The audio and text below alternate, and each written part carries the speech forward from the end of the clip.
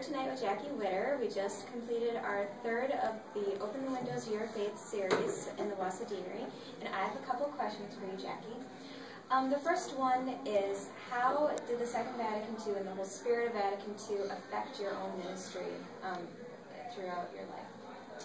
Well, I wouldn't be in ministry if it wasn't for Vatican II, because as a laywoman, the opportunity to get the graduate education in theology and ministry would not have been available to me.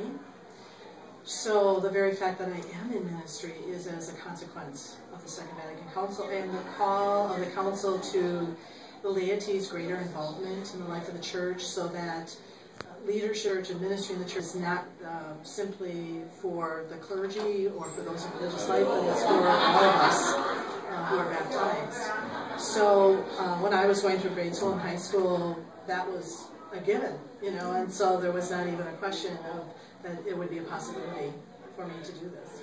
That's fabulous. Yes.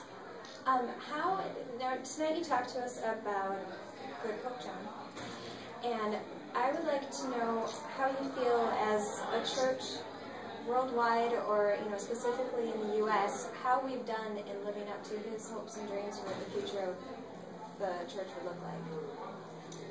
Well, I would always speak about, if I speak about the influence of Pope John, I would have to speak about it for the whole church, the universal church, because he was Pope, and his sensibility would have been always for the whole church and not separating out churches. Although, of course, our culture in the United States would always influence our living out of our Catholic faith. And I think that it's mixed. The council's only 50 years old. That's a real short amount of time. There's this cliche that says the church thinks in centuries. So 50 years is really just the beginning of us understanding the council fully, implementing the council, getting to know the council.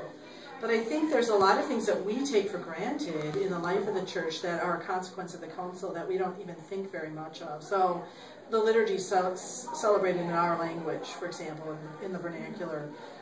The fact that we have lay ministers all over the place, in all kinds of ministries, in Catholic schools, in Catholic parishes, retreat centers, diocesan offices.